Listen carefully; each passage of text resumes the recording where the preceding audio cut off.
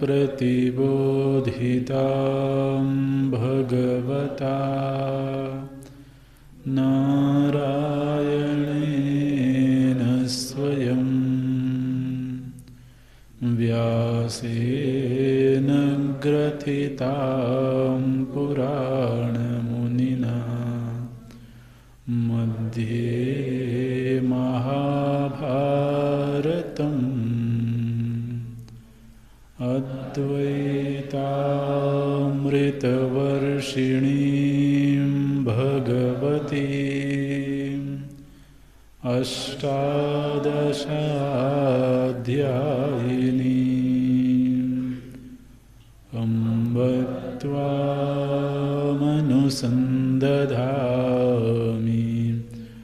भगवद्गीते भवद्वेषिणी।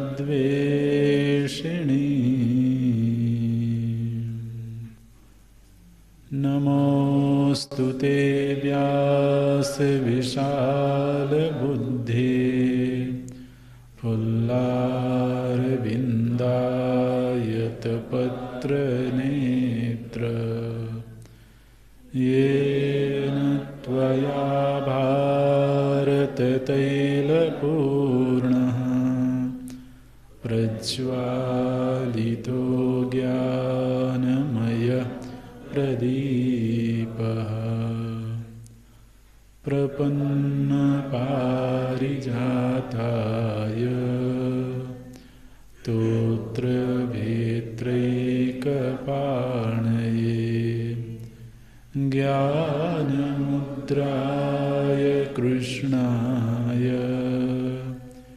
गीतामृतदुहे नमः। सर्वोपनिषदो गावो दुग्धा गोपालनन्दनः पार्थो वत्सः सुधीर्भोक्ता दुग्धं गीतामृतं महत्। वसुदेवसुतं देवं कंसचाणूरमर्दनं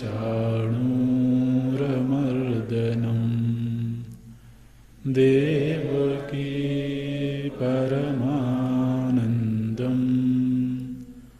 कृष्णं वन्दे जगद्गुरुं।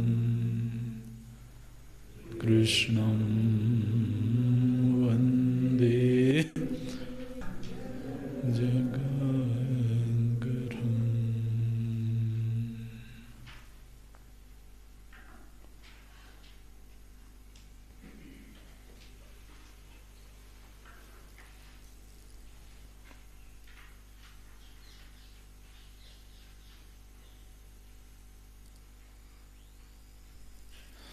गतसङ्गस्य मुक्तस्य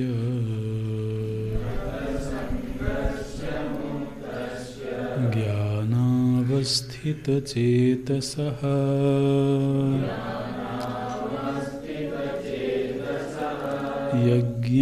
यज्ञायाचरतः कर्म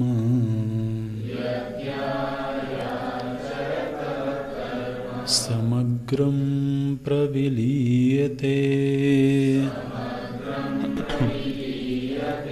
ब्रह्मार्पणं ब्रह्महविः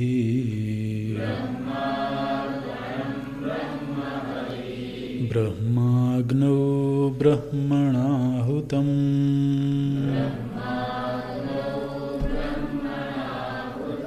ब्रह्मैव तेन गन्तव्यम्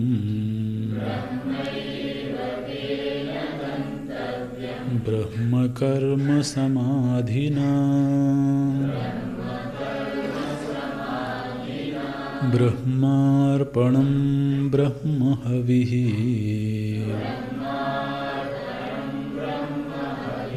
ब्रह्माग्नौ ब्रह्मणाहुतं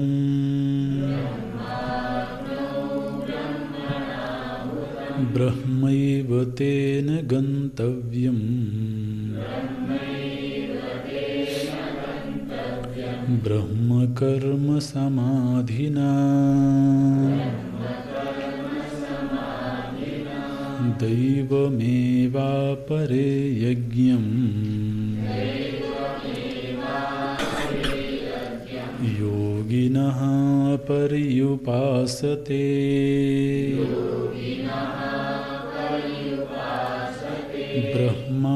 ब्रह्माज्ञावपरे यज्ञम्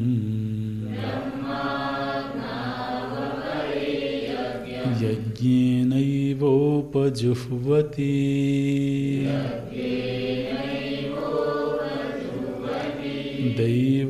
दैवमेवापरे यज्ञम् योगिनः पर्युपासते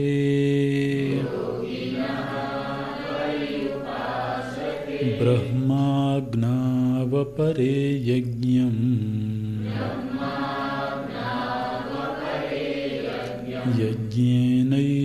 यज्ञेनैवोपजुह्वति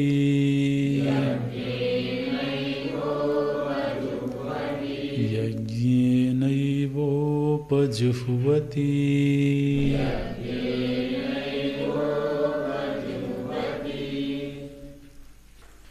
कस्मात् पुनः कारणात् प्रियमाणं कर्म स्वकार्यारम्भम् अकुर्वत समग्रं प्रविलीयते इति उच्यते यतः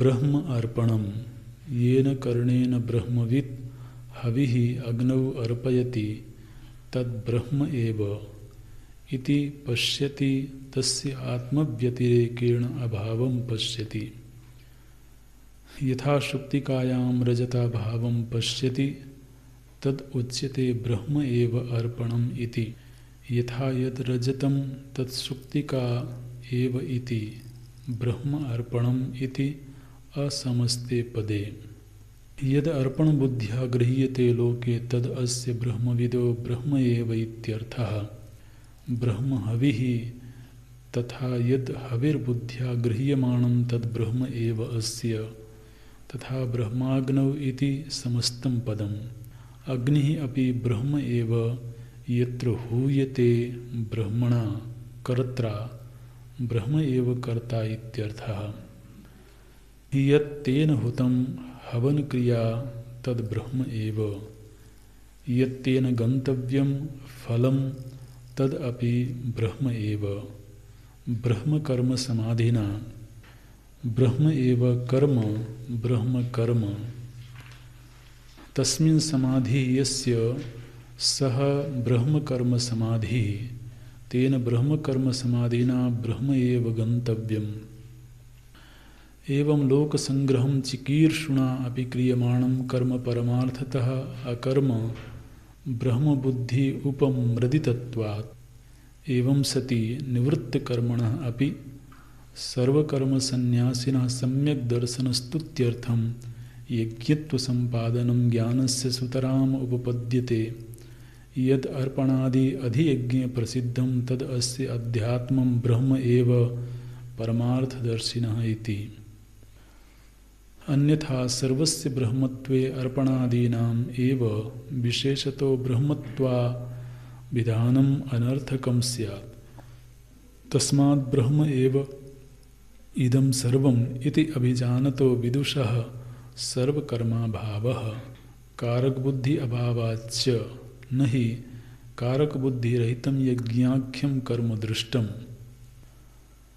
सर्वम् एव अग्निहोत्रादिकं कर्म शब्द समर्पित देवता विशेष संप्रदानाधिकारक बुद्धिमत कर्तृ अभिमान फलाभिसंधिमत च दृष्टम् न उपमृदित क्रियाकारक फलभेद बुद्धिमत कर्तृत्वाभिमान फलाभिसंधिरहितं वा इदं तु ब्रह्मबुद्धि उपमृदित अर्पणादिकारक क्रियाफलभेद बुद्धि कर्म अतः अकर्म एव तत् तथा च दर्शितं कर्मण्यकर्म यः पश्येत् कर्मण्यभिप्रवृत्तोऽपि नैव किञ्चित् करोति सः गुणागुणेषु वर्तन्ते नैव किञ्चित् करोमीति युक्तो मन्येत तत्त्ववित् इत्यादिभिः तथा च दर्शयन् तत्र तत्र क्रियाकारक फलभेद बुद्धि उपमर्दं करोति।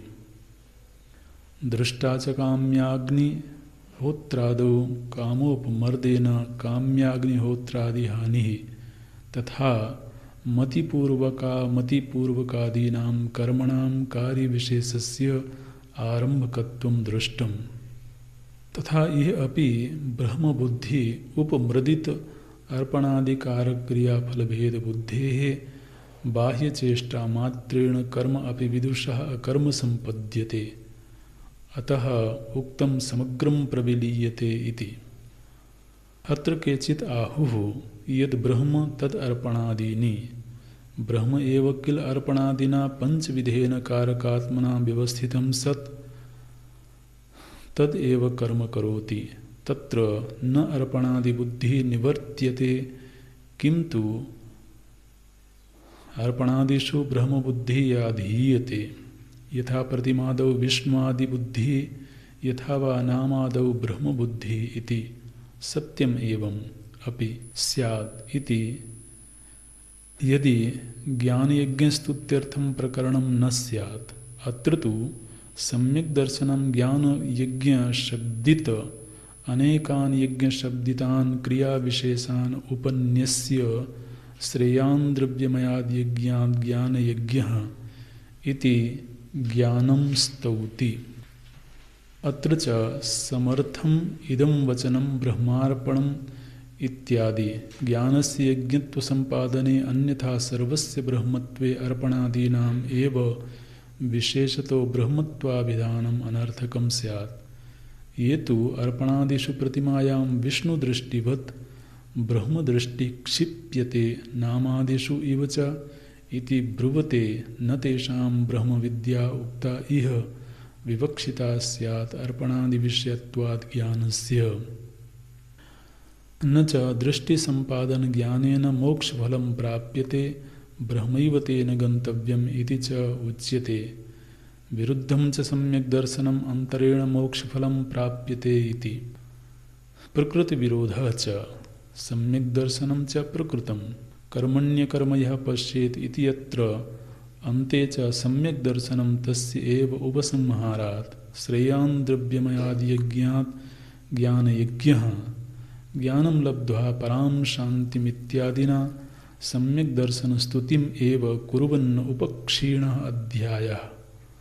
तत्र अकस्मात् अर्पणादौ ब्रह्मदृष्टिः अप्रकरणे प्रतिमायाम् इव विष्णुदृष्टिः उच्यते इति अनुपपन्नम्। तस्मात् यथा व्याख्यातार्थ एव अयं श्लोकः।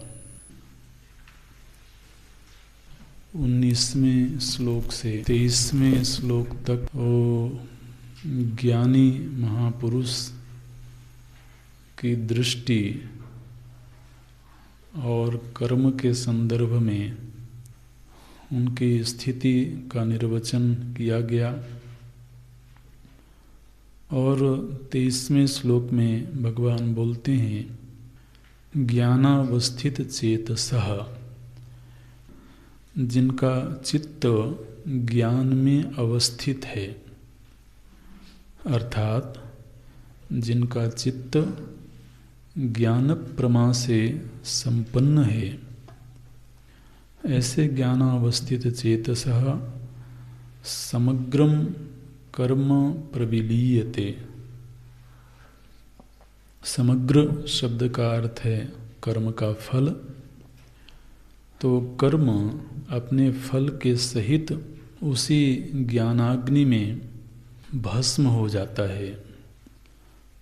जो प्रमा उनकी बुद्धि में है, उस ज्ञान प्रमा में ही तो प्रविलीयते। प्रविलीयते का अर्थ है तो अहम ब्रह्म अस्मि इति भावनया, नाहम कर्ता नाहम भोक्ता, ये जो निर्णय है कर्म करते हुए भी, कर्म के बीच रहते हुए भी मैं अकर्ता हूँ, इस प्रमा से कर्तापना बाधित हो जाता है। और मैं पूर्ण स्वरूप होने से तो आनंद रूप हूँ, इस बोध से भोक्तृत्व बाधित हो जाता है। तो कर्तृत्व और भोक्तृत्व के बाधित हो जाने से ही कर्म और कर्मफल स्वतः समाप्त हो गया, ऐसा निर्णय होता है। अच्छा, तो ज्ञान की इस स्थिति में जो महापुरुष बैठा हुआ है, वो जो क्रिया कर रहा है, उस क्रिया का स्वरूप क्या है? बोलते हैं वो यज्ञ कर रहा है। यज्ञाय आचरतः कर्म, यज्ञाय, यज्ञ के लिए, यज्ञ के लिए ही उसका सारा आचरण केवल यज्ञ के लिए हो रहा है। यज्ञ का मतलब है विष्णु, यज्ञो वै विष्णु। तो यज्ञाय आचरतः, पीछे भगवान बोलते हैं तदर्थम कर्म कौन्तेय मुक्त संगः समाचर। तो यज्ञाय आचरतः कर्म माने जो ज्ञान की स्थिति में बैठा हुआ महापुरुष है, वो जो क्रियाएं कर रहा है, उस क्रिया का स्वरूप क्या है? बोलते हैं उनके द्वारा की गई हर चेष्टा यज्ञ रूप है। देखिए, अभी अभी हम लोगों ने पूर्व के श्लोकों में देखा कि जीवन मुक्त महापुरुषों में ही दो कोटि दिखाई देती है। एक कर्मणि अभिप्रवृत्तोपि नैव किंचित करोति सः, दूसरे शारीरम केवलम कर्म, एक हैं जो कर्म में पूरी तरह से प्रवृत्त हैं, दूसरे हैं जो केवल शरीर निर्वाह के लिए ही चेष्टा करते हैं। अब ये जो पूरी तरह से कर्म से घिरे हुए हैं, कर्मणि अभिप्रवृत्ता अपि, इनके कर्म का स्वरूप क्या है? तो भगवान बोलते हैं यज्ञाय आचरतः, उनका समूचा आचरण यज्ञ रूप है।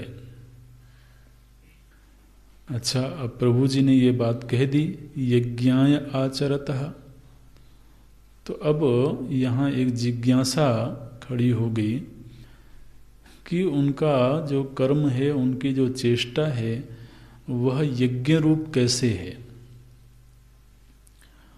तो फिर भगवान यज्ञ का प्रकरण लेते हैं।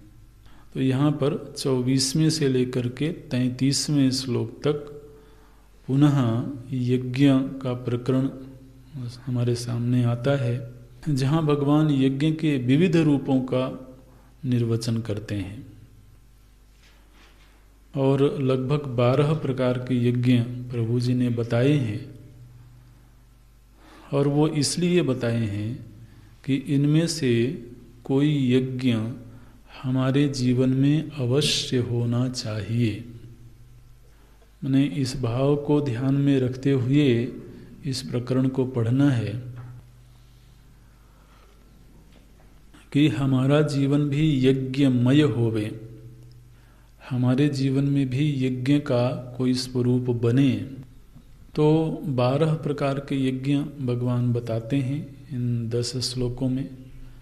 उनमें से जो यज्ञ हमको अपनी प्रकृति के अनुरूप, अपने समझ के अनुरूप, अपने संस्कारों के अनुरूप उचित लगता है, उस यज्ञ का हमें अपने जीवन में आलंबन लेना चाहिए।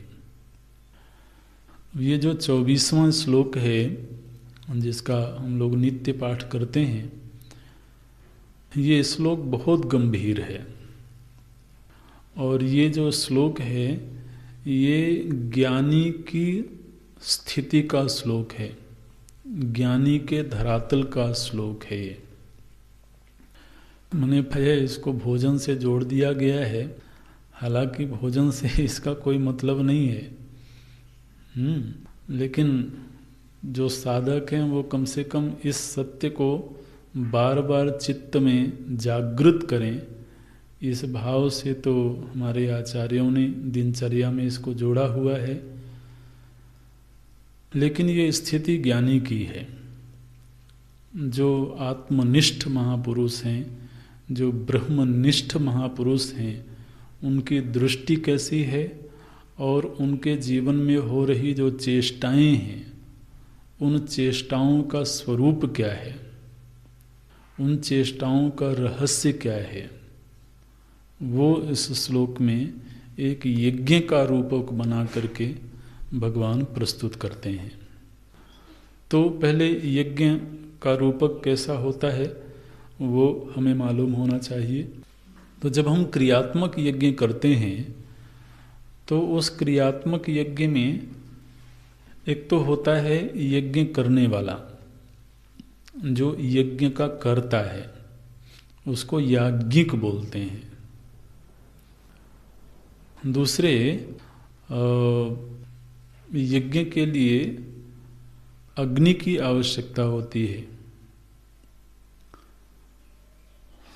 तो यज्ञ करता हुआ, फिर यज्ञ के लिए अग्नि की आवश्यकता है। माने क्रियात्मक यज्ञ में जो अनिवार्य घटक होते हैं वो पहले हमारे ध्यान में आने चाहिए। फिर यज्ञ के लिए हवन सामग्री चाहिए, उसको हवि बोलते हैं, हवि। और आपने देखा होगा जब बड़े यज्ञ होते हैं तो उनमें एक लकड़ी का पात्र होता है, उसको स्रुआ बोलते हैं, स्रुआ, जिसमें से घी की धारा डाली जाती है, तो उसका नाम है स्रुआ। ये हो गए। और फिर और भी उसमें घटक हैं, लेकिन इतने घटक पहले हमारे ध्यान में आवे। यज्ञ कर्ता, अग्नि, यज्ञ सामग्री जिसको हवि बोलते हैं, यज्ञ के लिए स्रुआ, और उस यज्ञ के संपन्न होने पर उस यज्ञ से मिलने वाला फल, और यज्ञ करते समय यज्ञकर्ता की चित्त भूमि, यज्ञकर्ता किस भावना से यज्ञ कर रहा है, उसका भी यज्ञ क्रिया में बड़ा महत्व है। उसके अलावा और भी बहुत सारे घटक हैं, अगर आप गिने तो उसमें मंत्र हैं, क्योंकि मंत्रों के माध्यम से ही तो हवन किया जाता है। फिर समिधा है, यज्ञ कुंड है, फिर उसमें मुहूर्त का ध्यान भी रखा जाता है। तो देश काल, ये सब चीज़ें भी यज्ञ के अनिवार्य घटक होते हैं। तो अब यहाँ पर जो ब्रह्मज्ञानी पुरुष है वो अपनी हर चेष्टा से यज्ञ कर रहा है। माने वो किसी एक स्थान पर बैठ करके क्रियात्मक यज्ञ नहीं कर रहा है, बल्कि उसके शरीर से होने वाली प्रत्येक चेष्टा यज्ञ है। वो किस तरह की है, तो अब देखिए इस श्लोक में भगवान बोलते हैं, चूंकि उसकी दृष्टि ब्रह्ममय हो गई है। पहले इस भाव को समझना, उनकी दृष्टि ब्रह्ममय हो गई। ब्रह्ममय दृष्टि हो गई माने स्वयं में भी ब्रह्म दृष्टि है और जगत में भी ब्रह्म दृष्टि है। ब्रह्ममय हो जाने का मतलब है यत्र यत्र मनो याति तत्र तत्र समाधयः। तो अब उसकी दृष्टि में ब्रह्म से भिन्न और कोई वस्तु नहीं है।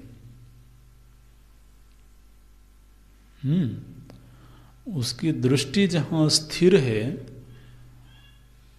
वो धरातल है जहाँ पर ब्रह्म से भिन्न और कोई वस्तु सत्तावान नहीं है।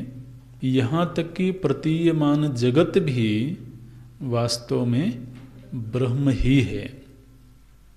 क्योंकि जब ब्रह्म से भिन्न कोई धातु नहीं है तो प्रतीयमान प्रपंच की धातु भी ब्रह्म ही है, इसलिए उसकी सर्वत्र ब्रह्म दृष्टि हो गई। अब ये जो सर्वत्र ब्रह्म दृष्टि है, इसी दृष्टि को यज्ञ के रूपक से देखिए कैसे भगवान प्रस्तुत करते हैं। बोलते हैं अगर वह यज्ञ करने बैठा हो, माने क्रियात्मक यज्ञ भी कर रहा हो, तो उसके हाथ में जो श्रुआ है वो श्रुआ कौन है? बोले ब्रह्म ही है। अब देखिए कैसे बोलते हैं भगवान, ब्रह्म अर्पणम। अर्पणम शब्द का अर्थ है श्रुआ। इस श्लोक के शब्दों को भी समझना, क्योंकि ये श्लोक नित्य पाठ में शामिल है और इसलिए इसके हर शब्द का अर्थ और इसका भावार्थ मालूम होना चाहिए अपने स्वयं के ज्ञान के लिए भी, और कभी अगर कोई पूछ भी ले तो हमें पता होना चाहिए। ब्रह्म अर्पणम, अर्पणम शब्द का अर्थ है श्रुआ, माने यज्ञ का साधन, करण, जिस करण से, जिस साधन से वो हवन अर्पित करते हैं। देखिए भगवान भाष्यकार बोलते हैं, येन करणेन ब्रह्म अर्पणम, येन करणेन ब्रह्मवित् हविः अग्नौ अर्पयति। जिस करण के माध्यम से अग्नि में हवि का अर्पण किया जाता है, उस करण को बोलते हैं अर्पण। यहाँ पर उसके लिए शब्द दिया गया है अर्पण। तो अर्पण शब्द का अर्थ अर्पित करना नहीं है, ये ध्यान में रखना। प्रायः हिंदी में यही अर्थ बनता है, अर्पित करना। यहाँ पर अर्पण शब्द का अर्थ है श्रुआ, वो करण जिस करण से हवि अग्नि को समर्पित की जाती है। पहले शब्दों को समझ लें, ब्रह्म अर्पणम, फिर ब्रह्म हविः। हविः, हवि मने हवन सामग्री, जिस सामग्री को अग्नि को समर्पित किया जाता है वो हवि। फिर तीसरी चीज है ब्रह्म अग्नौ, माने अग्नि। और चौथा घटक है ब्रह्मणाहुतम। ब्रह्मणा, ब्रह्मणा का अर्थ है कर्ता के द्वारा, माने यज्ञ करने वाला। तो अब उनकी दृष्टि कैसी है? बोलते हैं श्रुआ भी ब्रह्म है, हवन सामग्री भी ब्रह्म है, अग्नि भी ब्रह्म है और यज्ञकर्ता भी ब्रह्म है। प्रथम पंक्ति में यज्ञ के 4 घटक हो गए, अर्पण, हवि, अग्नि और यज्ञकर्ता। ये चारों के चारों पृथक चीजें नहीं हैं, बल्कि इन चारों रूपों में केवल ब्रह्म है, ऐसी दृष्टि है उनकी। अच्छा, इस यज्ञ को संपन्न करके वो जो ब्रह्म रूप यज्ञ करता है, उसको प्राप्ति किसकी होगी, किस फल की प्राप्ति होगी? तो बोलते हैं तेन ब्रह्मैव गंतव्यम। गंतव्य, गंतव्य का अर्थ है प्राप्तव्य। यज्ञ रूपी कर्म का संपादन करके जिसको प्राप्त किया जाए उसको बोलेंगे गंतव्य। माने यज्ञ करके व्यक्ति किस फल तक पहुंचा। यहां बोलते हैं इस यज्ञ का संपादन करके जिस फल की प्राप्ति होगी वह फल भी ब्रह्म ही है। तो तेन, तेन मने उस यज्ञकर्ता के द्वारा, गंतव्य क्या है? बोले ब्रह्म एव। तो तेन ब्रह्म एव गंतव्यम। अच्छा जी, तो यज्ञ करके जहाँ पहुँचे वो सत्ता भी ब्रह्म है, और जो यज्ञ करता है उसी यज्ञकर्ता के भीतर प्रमा कैसी है, उनका मनोभाव कैसा है, तो उनके मनोभाव के आधार पर भगवान नामकरण करते हैं ब्रह्म कर्म समाधिना। ये ब्रह्म कर्म समाधिना को समझना। ब्रह्म कर्म समाधि ही माने ये उस यज्ञ करने वाले का नाम है। यज्ञ करने वाले का नाम हुआ ब्रह्म कर्म समाधि। जो ज्ञानी हैं उनको भगवान एक नाम देते हैं, उनका नामकरण करते हैं। बोले कौन है ये? ब्रह्म कर्म समाधि हैं ये। अच्छा, और उनके द्वारा जब किया जाए तो तृतीया विभक्ति में बनेगा ब्रह्म कर्म समाधिना। ब्रह्म कर्म समाधि के द्वारा गंतव्य क्या है? बोले ब्रह्म एव। तो ब्रह्म कर्म समाधिना तेन ब्रह्मैव गंतव्यम। उस ब्रह्म कर्म समाधि के द्वारा गंतव्य स्थान भी ब्रह्म ही है। अच्छा, ये ब्रह्म कर्म समाधि कैसे बना ये नाम? तो बोले कि ब्रह्म एव कर्म। ब्रह्म कर्म, पहले इतना शब्द देखना, ब्रह्म एव कर्म। ब्रह्म ही कर्म है। कर्म शब्द का अर्थ क्या होता है?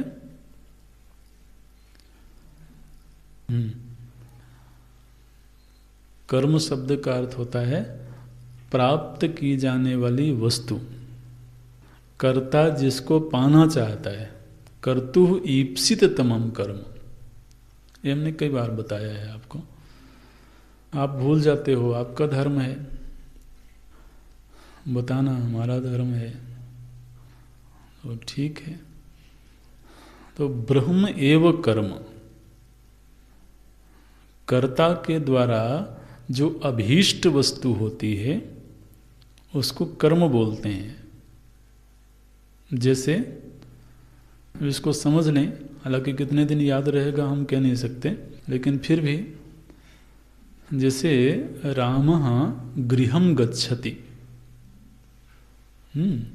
रामः गृहं गच्छति, तो रामः, राम तो हुआ कर्ता, और उस कर्ता के द्वारा अभीष्ट क्या है? गृह। गमन क्रिया करके वो कर्ता क्या पाना चाहता है? घर को। तो घर माने गृहम, इसमें द्वितीय विभक्ति लगी। द्वितीय विभक्ति कर्म है। कर्ता फिर कर्म फिर करण। तो रामः गृहं गच्छति, तो राम के द्वारा गमन क्रिया के परिणाम स्वरूप जो अभीष्ट वस्तु है उसको बोलते हैं कर्म। ठीक है।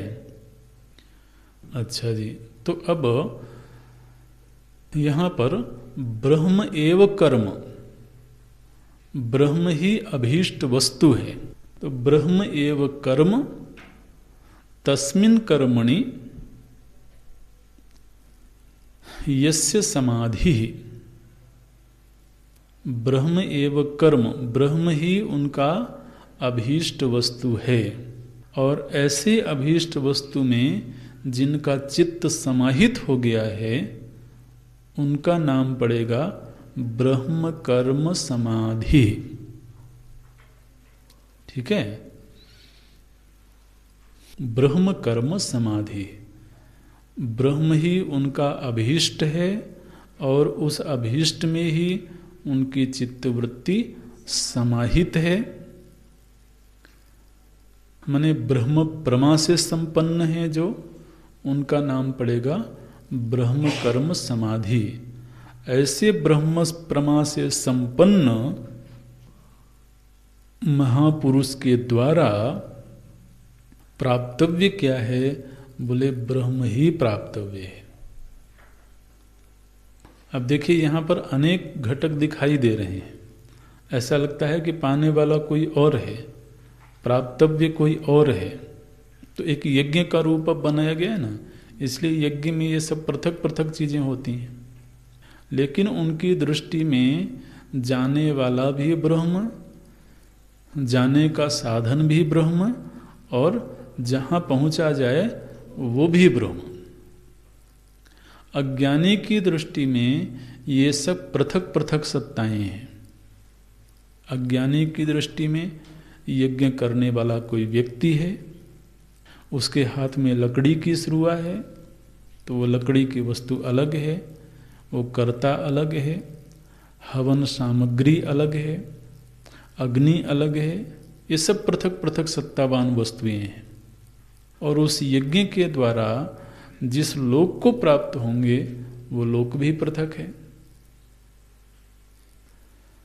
लेकिन जो ब्रह्म प्रमा से संपन्न महापुरुष हैं, उनके लिए यज्ञ के रूप में भी ब्रह्म ही है, यज्ञ कर्ता के रूप में भी ब्रह्म ही है,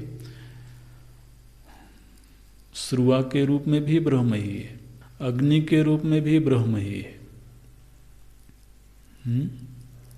और प्रत्येक अभीष्ट वस्तु ब्रह्म ही है। हमें जो ये सब विविध प्रपंच दिख रहा है, विविध सत्तावान प्रपंच दिख रहा है, उसकी दृष्टि में ये समूचा वैविध्य ब्रह्म ही है। इस दृष्टि का निर्वचन ये श्लोक करता है। आप सोचिए, ब्रह्म अर्पणम, ब्रह्म हविहि, ब्रह्म अग्नौ, ब्रह्मणाहुतम, ब्रह्मैव तेन गंतव्यम, ब्रह्म कर्म समाधिना। ये तो यज्ञ जिस समय पर कर रहे हों उस प्रसंग में ये बात है। लेकिन जब ये कहा गया कि उनकी प्रत्येक चेष्टा यज्ञ रूप है, तो वहाँ पर फिर इसकी संगति कैसे लगेगी? तो बोले उसके जीवन में, माने देखिए, हमारी प्रत्येक चेष्टा में किसी भी कर्म का संपादन करने के लिए जो अनिवार्य घटक होते हैं उनको कारक बोलते हैं। कारक माने जो कर्म के संपादन में अनिवार्य घटक हैं, उनको कारक बोलते हैं। तो हम कोई भी चेष्टा करें, किसी भी प्रकार की क्रिया का संपादन करें, वहाँ पर तो कारक अनिवार्य रूप से होंगे। जैसे तो कारक, पहला कारक है कर्ता। तो किसी भी क्रिया का संपादन किया जाए तो कर्ता तो होगा ही, बिना कर्ता के क्रिया कैसे संपन्न होगी? फिर वो कर्ता क्रिया के द्वारा जो पाना चाहता है वो भी सुनिश्चित है, वो है कर्म। फिर क्रिया का संपादन करने के लिए उसे कुछ साधन चाहिए, वो है करण। तो कर्ता, कर्म, करण, फिर संप्रदान, माने क्रिया के माध्यम से वो किसी को कुछ देना चाहता है तो वो संप्रदान हो गया। फिर किसी से कुछ लेता है तो वो अपादान हो गया। फिर उस क्रिया का संपादन किसी अधिकरण में होता है, किसी स्थान पर होता है, अधिकरण हो गया। तो इस तरीके से फिर उसके कुछ संबंधी होते हैं। तो किसी भी क्रिया के संपादन में इन 6 कारकों की, वैसे 8 कारक गिने गए, लेकिन मुख्य रूप से 6 कारक होते हैं: कर्ता, कर्म, करण, संप्रदान, अपादान और अधिकरण। तो अब जब हम कोई क्रिया संपन्न करते हैं तो ये सब पृथक पृथक होते हैं। यानी कर्ता भिन्न है, कर्म भिन्न है, करण भिन्न है, संप्रदान भिन्न है, अपादान भिन्न है, अधिकरण भिन्न है। अब वो जो ज्ञानी पुरुष है वो कोई भी चेष्टा कर रहा है, उसकी प्रत्येक चेष्टा में शामिल जो कारक हैं उन कारकों के रूप में ब्रह्म के सिवा और कोई नहीं है। माने वो स्वयं में भी ब्रह्म दृष्टि है, मैं ब्रह्म हूँ। और वो जिन करणों का आश्रय लेके कोई कार्य कर रहा है, यानी कोई भी क्रिया संपादित करेगा तो कोई साधन होंगे ना, उसको कहीं जाना है तो वाहन की जरूरत है, तो उस वाहन के रूप में भी ब्रह्म ही है। और वो किसी क्रिया करके कुछ पाना चाहता है, किसी स्थान पर पहुंचना चाहता है, तो जो प्राप्तव्य वस्तु है वो भी ब्रह्म ही है। वो किसी से कुछ लेता है तो जिससे लेता है वो भी ब्रह्म है, और जिसको देता है वो भी ब्रह्म है। और जिस अधिकरण में ये क्रिया संपन्न होती है वो अधिकरण भी ब्रह्म है। और समूची क्रिया का फल जो है वो भी ब्रह्म ही है। ऐसी दृष्टि उसको प्राप्त है। तो इसको बोलते हैं ब्रह्म यज्ञ।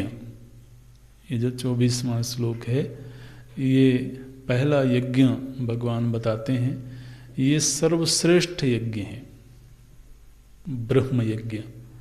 जहाँ पर उसकी दृष्टि ऐसी है जिस दृष्टि में यज्ञ के सारे घटक ब्रह्म ही हैं, उस तत्व से भिन्न और कोई वस्तु नहीं है। अब आप सोचिए ऐसा यज्ञ कौन करेगा? जो ब्रह्म परमा से संपन्न होगा। जब तक हमें ये सब पृथक पृथक वस्तुएं दिखती हैं तब तक तो भावना कर सकते हैं हम। तो इसमें जो भाष्य में जो मीमांसा हुई है, तो उस मीमांसा की चर्चा भी हमने अभी करी है। कारकों के विषय में जो चर्चा हुई है, यही चर्चा इस भाष्य में हुई है, इसलिए पंक्तिशः भाष्य का अध्ययन नहीं करेंगे। लेकिन उसमें मुख्य मीमांसा यही है कि यहाँ पर 24वां जो श्लोक है, ये जिस तरह से व्यावहारिक यज्ञ होते हैं उनकी चर्चा की गई है, या ज्ञानी के द्वारा संपन्न हो रहा यज्ञ की चर्चा है। तो वो एक मीमांसा हुई और उसका निर्णय भगवान भाष्यकार जी ने दिया कि बिल्कुल ब्रह्मज्ञानी की दृष्टि से संपन्न हो रही जितनी क्रियाएं हैं वो समस्त क्रियाएं ब्रह्म पर ही आश्रित होकर हो रही हैं, ऐसा यहाँ पर प्रभु जी ने संकेत किया है। अब कोई कहे कि भगवान मैं यज्ञ तो करना चाहता हूँ, लेकिन अभी ऐसा यज्ञ करने में मैं सक्षम नहीं हूँ, ऐसा यज्ञ करने में मैं समर्थ नहीं हूँ। तो बोलते हैं अच्छा, तो कुछ और यज्ञों की चर्चा करते हैं। तो अगला जो श्लोक है 25वां श्लोक, ये 24वें श्लोक के हर शब्द आपके संज्ञान में होने चाहिए। अगर कहीं कोई दिक्कत होती है तो आप बाद में पूछ सकते हैं। 25वें श्लोक में 2 तरह के यज्ञों का विधान किया गया। तो प्रथम पंक्ति में एक यज्ञ है और द्वितीय पंक्ति में एक यज्ञ है। दैवम एव अपरे यज्ञम योगिनः पर्युपासते, ब्रह्माग्नौ अपरे यज्ञम यज्ञेन एव उपजुह्वति। भगवान बोलते हैं कि कोई ऐसा व्यक्ति है जो अभी ब्रह्म दृष्टि से संपन्न नहीं है। तो उसकी दृष्टि क्या है? बोले अभी वो जीव भाव को सत्य मान करके जी रहा है। अभी उसकी दृष्टि में जीवत्व भी सत्य है, जगत सत्य है और जगदीश्वर सत्य है। तो जीव जगत जगदीश्वर ये सब पृथक पृथक सत्ता है और अभी इसी धरातल पर उसकी स्थिति है। तो इस भूमिका पर बैठा हुआ जो व्यक्ति है वो एक यज्ञ करता है।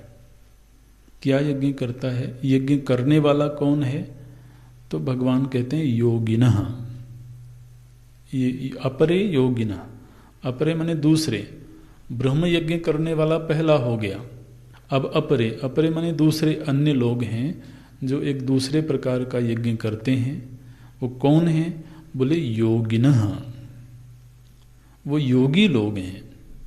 योगी का अर्थ भगवान भाष्यकार करते हैं कर्मिणः, अर्थात अभी कर्म में जिनकी महत्व बुद्धि है, कर्ता में सत्य बुद्धि है, तो ऐसे जो लोग हैं वो एक यज्ञ करते हैं। उस यज्ञ का नाम क्या है? बोलते हैं दैवम यज्ञम। दैवम यज्ञम अपरे योगिनः दैवम एव यज्ञम पर्युपासते। अन्य दूसरे योगी हैं जो दैव यज्ञ करते हैं। पहले यज्ञ का नाम क्या रखेंगे? ब्रह्म यज्ञ। अब दूसरे एक योगी हैं जो दैव यज्ञ करते हैं। ये दैव यज्ञ क्या है? तो आप बिल्कुल उस सरल भाषा में समझिए। दैव यज्ञ का अर्थ है अपने इष्ट देव की उपासना। ये जो दूसरी यज्ञ विधि है, इस दूसरी यज्ञ विधि में जब कोई साधक भक्ति भाव से आराधना बुद्धि से संपन्न हो करके भगवान का अभिषेक करता है, उन्हें पुष्प अर्पित करता है, उनकी आरती करता है, उनके सामने भोग निवेदित करता है, तो अपने इष्ट की स्मृति पूर्वक उनके द्वारा की गई उस भक्त की प्रत्येक चेष्टा यज्ञ है। क्योंकि वो सारी चेष्टा दैव के निमित्त है। दैव का अर्थ है यहाँ पर अपने इष्ट देव, अपने आराध्य प्रभु। तो पहला जो यज्ञ करता है वो ब्रह्मज्ञानी है, और वास्तव में वहाँ पर किसी कर्म का विधान नहीं है। अगर आप शुद्ध रूप से देखें तो उसके जीवन की प्रत्येक चेष्टा में जितने भी घटक हैं, उन सब घटकों के प्रति ब्रह्म दृष्टि बनी हुई है उसकी। ये ब्रह्म दृष्टि ही उसको ब्रह्म यज्ञ करवाती है। अब यहाँ पर जो योगी हैं वो कैसे हैं? बोले कि उसकी प्रत्येक चेष्टा अपने प्रभु की स्मृति पूर्वक होती है। यहाँ पर द्वैत बुद्धि बनी हुई है, वो अभी अद्वैत ब्रह्म दृष्टि में नहीं बैठे हैं। द्वैत दृष्टि बनी हुई है, पृथकत्व बना हुआ है, लेकिन उसके द्वारा हो रही जो भी चेष्टा है वो चेष्टा अपने प्रभु को समर्पित हो रही है। क्रियात्मक रूप में जैसे हमने चर्चा करी कि पूजा है, जप है, अपने इष्ट देव के लीला आदि का चिंतन है, उनके धाम का चिंतन है, उनके धाम की यात्रा है, उनकी लीलाओं का दर्शन है, या स्वयं लीला में शामिल होना है। ये सारी चेष्टाएं दैव यज्ञ हैं। दूसरे यज्ञ का नाम क्या रखा गया? दैवम यज्ञम एव अपरे योगिनः पर्युपासते। देखिए यहाँ पर शब्द क्या रखा गया? पर्युपासते, परितः उपासते।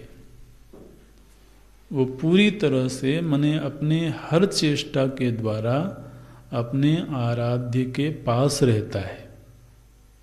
उपासते माने बिल्कुल उनके समीप में रहता है। चेष्टा कोई भी कर रहा हो, लेकिन उस हर चेष्टा में उसके प्रभु शामिल हैं। देखिए, ब्रह्म यज्ञ करने में जो समर्थ नहीं है, उसके लिए इस यज्ञ का विधान किया गया। देखने में ऐसा लगता है कि सरल है,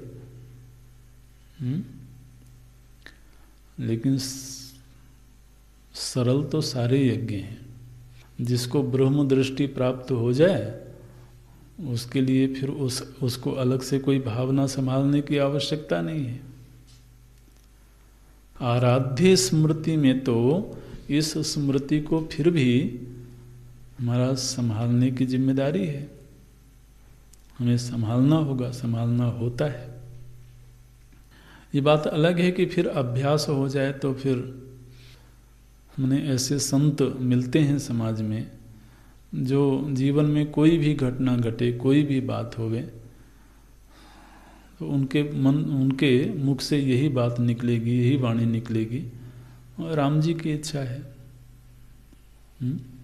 राम जी ऐसा चाहते हैं, ये तो राम जी की प्रेरणा से हो रहा है। तो जिनकी सहज दृष्टि बन गई उनकी, तो वो कोई एक दिन में नहीं बनी है, पहले उन्होंने उस दृष्टि का अभ्यास किया है, सतत अभ्यास किया है, स्मरण को बार बार उन्होंने संजोया है। जब जब विस्मृति हुई तब तब वो परेशान हुए हैं। मैंने ऐसा जिसका अभ्यास हो जाए कि उसको हमेशा ही अपने आराध्य की स्मृति में रहने में अच्छा लगता हो, तो किसी परिस्थिति में, किसी मनोस्थिति में यदि कुछ क्षण के लिए आराध्य की विस्मृति भी हो जाए तो वो व्यक्ति विचलित होता है। नारद भक्ति सूत्र में देवर्षि नारद बोलते हैं, तद विस्मरणे परम व्याकुलता।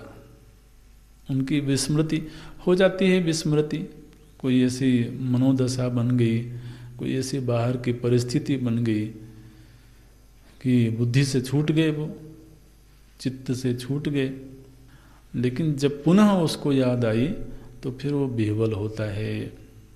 ये देखो मैं कैसा भक्त हूँ कि जो मेरे अंग संग हैं तो मेरी चित्त वृत्ति उनको भुला देती है। तो विस्मृति होने पर उसको व्याकुलता होती है।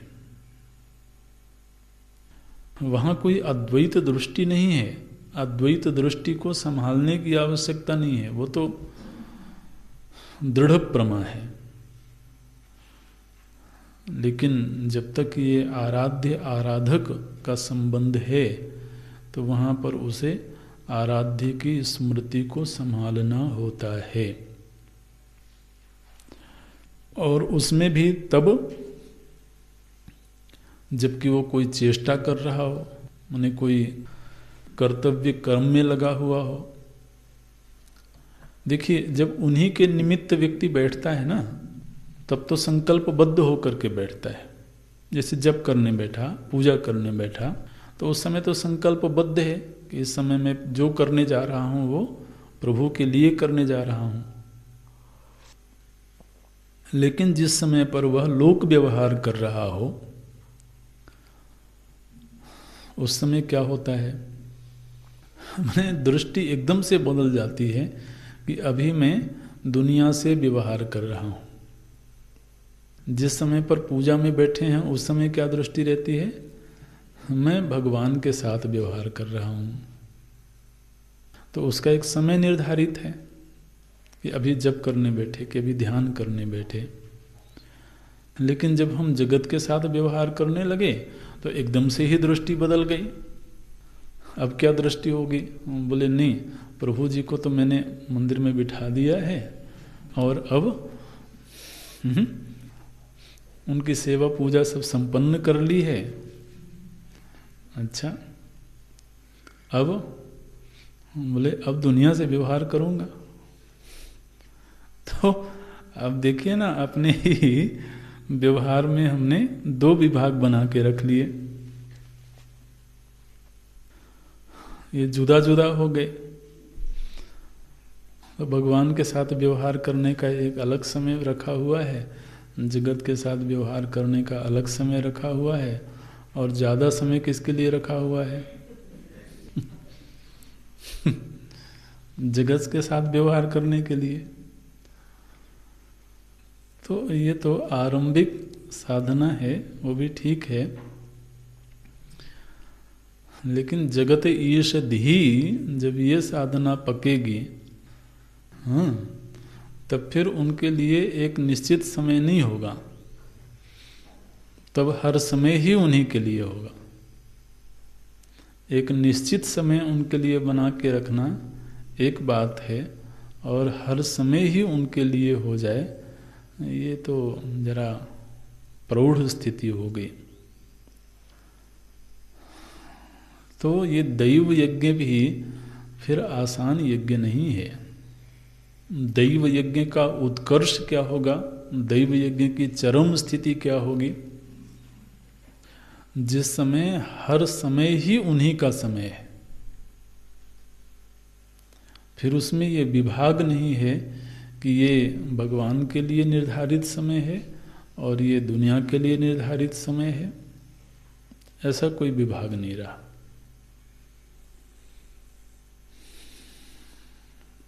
इसको बोलते हैं दैव यज्ञ। दैवम एव अपरे यज्ञम योगिनः पर्युपासते। ध्यान रखना। तो वहाँ जो ब्रह्म यज्ञ करने वाला था उसका नाम क्या रखा गया था, ब्रह्म कर्म समाधि। उसकी प्रमा निरंतर ब्रह्म से संपन्न है। यहाँ पर जो यज्ञ करता है उसका नाम रखा गया योगिनः। योगिनः माने कर्मिणः, जो भी कर्म को ध्यान में रखता है, माने कर्म के प्रति महत्व बुद्धि है। तो लेकिन कर्म के प्रति महत्व बुद्धि होते हुए भी उसके मन में भाव क्या है कि मुझे कर्म करने की शक्ति, कर्म करने का विवेक, कर्म का फल, ये सब प्रभु के द्वारा ही प्रदत्त है, और कर्म के द्वारा मैं प्रभु को ही प्रसन्न करना चाहता हूँ।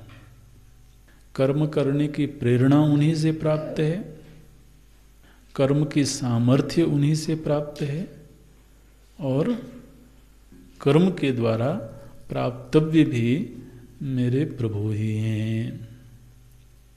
ऐसे मैं पृथक हूँ, आराध्य आराधक में पृथकता बनी हुई है, लेकिन वो हर जगह उनकी उपस्थिति को महसूस करता है। अपनी शक्ति जब देखता है तो उसको लगता है कि ये शक्ति तो भगवान से मिली है। अपने भीतर कर्म का विवेक जब देखता है तो उसको लगता है ये विवेक तो प्रभु जी ने दिया है। कर्म करने के जो बाहर संसाधन हैं, उन संसाधनों को जब देखता है तो लगता है ये सारे संसाधन तो उन्हीं के दिए हुए हैं, और भविष्य में प्राप्त होने वाले जो कर्म के फल हैं उन फलों के दाता भी वही हैं। इसलिए उसके द्वारा हो रही प्रत्येक चेष्टा में आराध्य का प्रभाव, उनकी कृपा, उनकी उपस्थिति को वो महसूस करता है।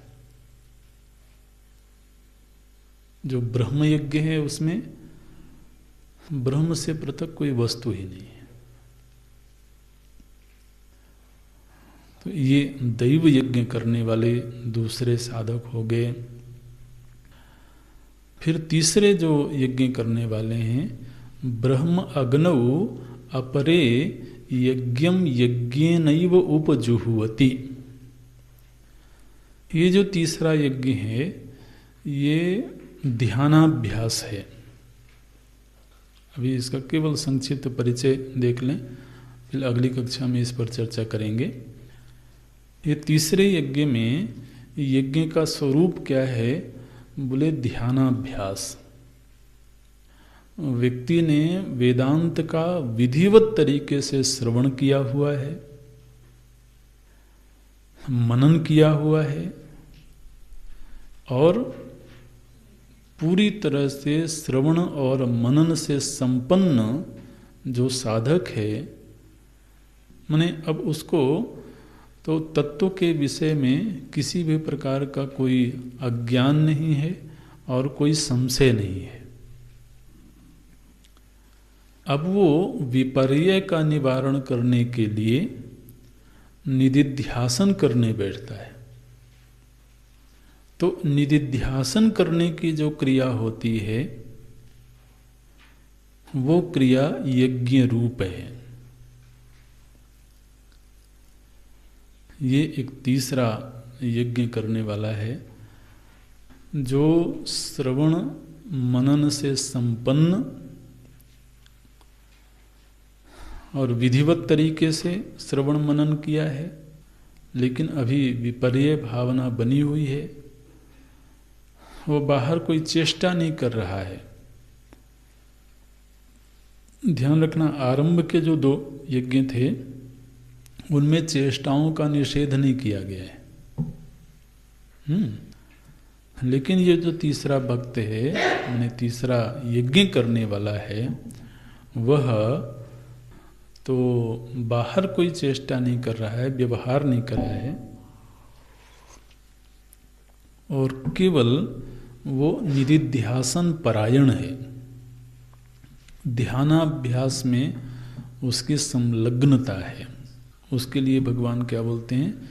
ब्रह्माग्नौ, ब्रह्म रूपी अग्नि में, ब्रह्माग्नौ अपरे यज्ञम यज्ञेन एव उपजुह्वति। उपजुह्वति, वो हवन कर रहा है। यज्ञम उपजुह्वति, यज्ञेन उपजुह्वति, यज्ञ के द्वारा यज्ञ का ही वो ब्रह्म अग्नि में हवन कर रहा है। जो इस वाक्य का शब्दार्थ है, यज्ञ के द्वारा, यज्ञेन तृतीय विभक्ति में है, यज्ञम यज्ञ के द्वारा, यज्ञ का, उपजुह्वति, कुत्र उपजुह्वति? ब्रह्माग्नौ, ब्रह्म रूपी अग्नि में वह यज्ञ का हवन कर रहा है। हम बोले महाराज हवन क्रिया को यज्ञ बोलते हैं,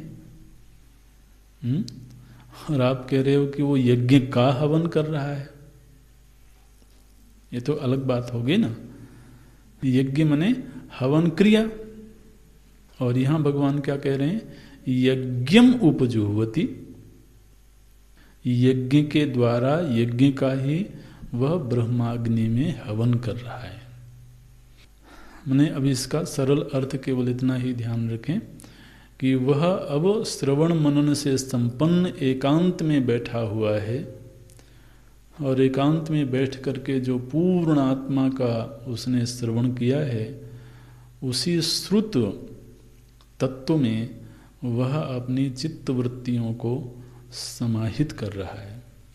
निरंतर वह निधिध्यासन परायण होकर के बैठता है। तो उसका वह जो ध्यानाभ्यास है, अपनी समस्त वृत्तियों का उस ब्रह्म तत्व में समाधान करना रूप जो क्रिया है, वह क्रिया ही यज्ञ है। ऐसे अभी इतना ही रखते हैं, अगली कक्षा में चर्चा करेंगे। ओम पूर्णमदः पूर्णमिदं पूर्णात् पूर्णमुदच्यते पूर्णस्य पूर्णमादाय पूर्णमेवावशिष्यते। ओम शांति शांति शांति। हरि ओम। श्री गुरुभ्यो नमः। हरि ओम।